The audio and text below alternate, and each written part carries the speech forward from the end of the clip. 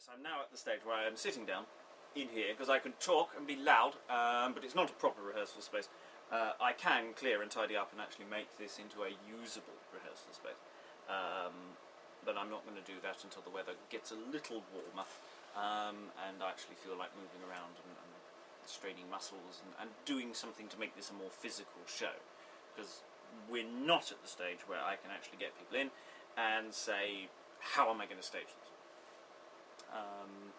I'm just writing the stories and just going with gut instinct. So what I'm going to do today is I'm going to record me just faffing around, because I haven't shown you enough of how I work. I'm very aware that it's very difficult to do that because I don't want to give too much away before the show actually happens, because I would like you to come and see the show. Or partake the show in the various different forms that it will take. Because the thing about telling a story is, if I just told you the vague outline of the story, then that's probably okay. If I start telling sections of the story, that might be okay. But if I tell too much, then why would you need to come? And I want to see you. I want to meet you. And meeting you is lovely. Lovely, lovely. It was a nice smile. For a monster. And here was the bit that really scared Mr. Griffin. No one else seemed to have noticed the creature. He thought, I know people on the tube don't make eye contact, smile or acknowledge that you have to get out of the carriage or to stop, but this was an effing troll. Don't like that. But the train had stopped again, this time at a station. Well, this is my stop, announced Mr. Griffin to the carriage, eliciting the first and only strange looks of the journey, as he dived for the doors to get away. But the troll followed. Now he thought that he'd got off. Now,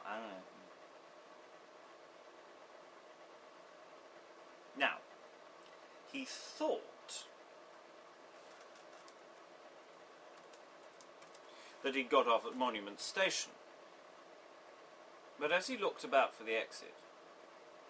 Oh, we can change that. In the decade. Yep, that cut's going in. Don't want to know about this thick sear, it's rather dull.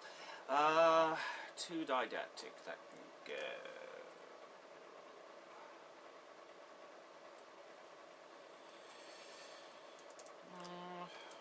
Too many jokes. I like my jokes. Some of them are gone. Because the trolls don't speak anymore, so some of the troll jokes don't work. It is about 2:30 in the morning, and I'm stopping now.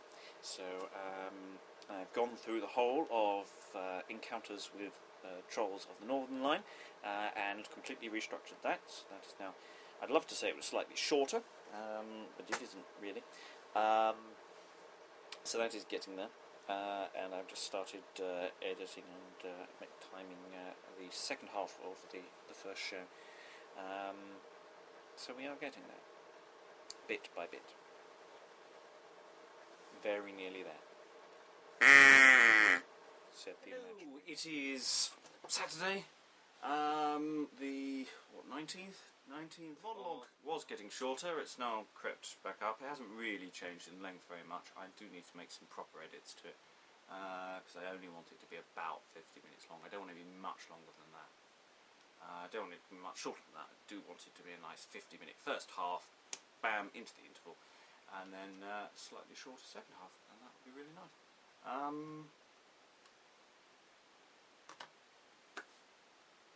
It is a fairly well-established fact that most people are quite ugly. I myself am no looker, and in real terms, no one else is either. All the beautiful people live on television, on film, or on catwalks, and are, proportionate to the general population, freaks. Now, taking it as read that most people are very ugly, the people who sit opposite you on the tube are just showing off. Similar such thoughts crossed the mind of Mr. Archibald Griffin as he sits on a southbound Northern Line train on the 29th of November 2011. The man opposite Mr. Griffin had hair where not even a man has a right to have. I hate my brain sometimes. Just gone through Encounters with Trolls of the Northern Line, and I've come up with a really good idea, which unfortunately won't make it any shorter. So that might completely change the structure of the show. It might mean that there is a second half to Encounters with Trolls of the Northern Line, and that means there won't be a second half of the show which is completely different, with lots of people involved in, which sort of annoys me, because that sort of throws the whole basic plan out. It may be, the problem is, Encounters with Trolls is a good 20 minutes too long at present. I am making cuts. There are bits I'm going to remove, bits of self-indulgence and stuff that can be moved through quicker, but I don't see it getting much less than that. And there's a whole wealth of material that two of the characters are really fun. I thought of a way of expanding them and doing something really quite nice, and I really quite like it. I don't know how that fit with everything else. I don't know yet. But yeah, that means I sort of now need to really work on this very hard over the next few days to try and see whether this idea is going to work. If it doesn't work, then I'll just jettison it and just edit this show down to be slightly shorter, and that'll be fine. I can definitely find 10 minutes I can remove easily. It might get harder after that, and I may just stop and leave it at about an hour. But I don't know. I just don't know. Mr. Griffin wouldn't normally stare, but well, this man was very ugly. He was a right troll. Mr. Griffin actually consciously thought this as he tried to avoid eye contact. You are a right troll, he thought. So there was Mr. Griffin in the tube carriage, looking at a troll, thinking, "You are such a troll." In his head, thankfully, not out loud.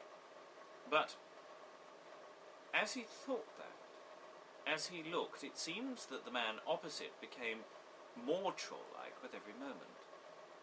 Mr. Griffin's train was lurching down from Archway. The service was very slow, stopping between stations, and the man in front of him was getting hairier. He could tell that the man in front of him was getting hairier because the man beside him... Before I do that, I'll just show you the new website. I say new, it's been going a little while. Whatever it does cunning things. That's me holding a piece of paper. That piece of paper is actually a lie. That's not actually what the original piece of paper said. And you can see the whole thing on it.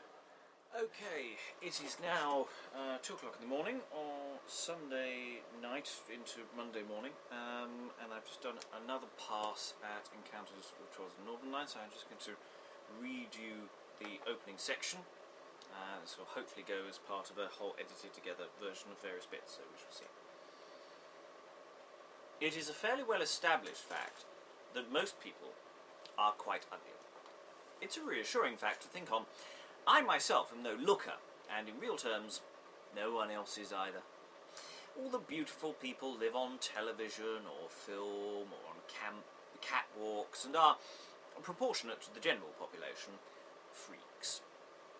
Now, taking it as read that most people are very ugly, the people who sit opposite you on the tube are just showing off.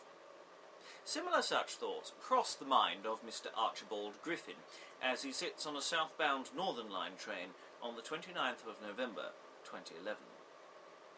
The man opposite Mr. Griffin had hair where not even a man has a right to have hair. Mr. Griffin wouldn't normally stare, but well, this man was very ugly. He was a right troll. Mr. Griffin actually consciously thought this as he tried to avoid eye contact. You are a right troll, he thought, in his head, thankfully, not out loud. But as he thought that, as he looked, it seemed that the man opposite became more troll-like with every moment. The man in front of him was getting hairier. He could tell that the man in front of him was getting hairier because the man sitting beside him wasn't. Beside the trollwood-changing person there sat a sandy-haired man in an old-fashioned suit with bowler hat. This city gent was sitting next to a huge furry monster, which was now as tall as the ceiling of the carriage, and the sandy-haired man hadn't noticed. Mr. Griffin, however, was panicking.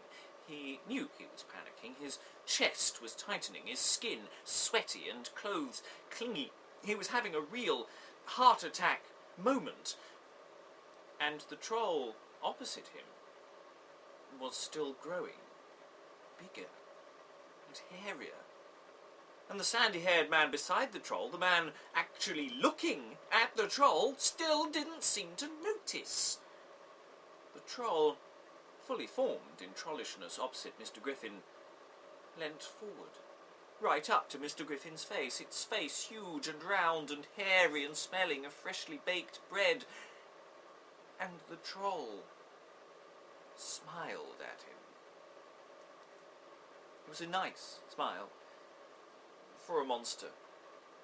And still no one else seemed to have noticed the creature. He thought, I know people on the tube don't make eye contact, smile, or acknowledge that you have to get out of a carriage at a stop, but this was a real-life giant troll! But the train had stopped at last at a station. Well, this is my stop, announced Mr. Griffin to the carriage, eliciting the first and only strange looks of the journey, as he dived for the doors to get away. Now, he thought that he'd got off at Monument Station, but as he looked about for the exit, Mr. Griffin realised his mistake. The tube platform didn't seem right. Dusty, cold, old. All tube stations are a little old-fashioned, layered in hints of their past, but here there were no platform signs, there were no posters, and naivety breathed from every surface. And then he saw the station name and stopped walking. As he stared, he heard the footsteps of two people behind him. Behind him were a troll and the sandy-haired man who'd sat next to him. All three read the letters on the tiles of the wall. King William Street. And the train pulled out of the station behind him.